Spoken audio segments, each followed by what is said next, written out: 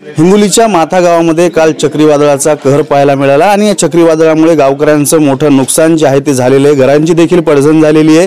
घरावरची पत्रे उडून काही जणांना मार देखील लागलेला आहे। त्यांना प्राथमिक उपचार करण्यासाठी हॉस्पिटलमध्ये देखील दाखल करण्यात आले। काल 49 वर्षामध्ये पहिलं हे चक्रीवादळ इतकं मोठं होतं अशा इथल्या नागरिकांच्या प्रतिक्रिया आहेत। शेतात देखील आखाड्यावरचे पत्रे उडून गेलेले आहेत असं देखील येथील नागरिक सांगतायत। जनजीवन या गावातील विस्कळीत झाले। संसार उपयोगी साहित्य जे आहे त्याची नासधूस देखील झालेली आहे आणि काल आमदार संतोष बांगर यांनी प्रशासनाला तात्काळ सूचना केल्या की जाऊन माथा आणि सुकापूर गावामध्ये जाऊन तात्काळ त्या गावकऱ्यांची मदत करा, गावातील नुकसानीची पंचनामे करून त्यांना आर्थिक मदत मिळवून देण्याचे प्रयत्न करा। पण अद्याप देखील या गावामध्ये प्रशासनाचा कुठलाही अधिकारी जो आहे तो दाखल झालेला नाही। शेतात शेतकऱ्यांनी काढलेल्या भुईमुगाच्या शेंगाचं देखील नुकसान झाले। या चक्रीवादळामुळे शेंगावर झाकलेल्या फाऱ्या देखील अक्षरशः उडून गेल्या आणि शेतकऱ्याची जी आहे ती धावपळ उडालेली आपल्याला पाहायला मिळाली।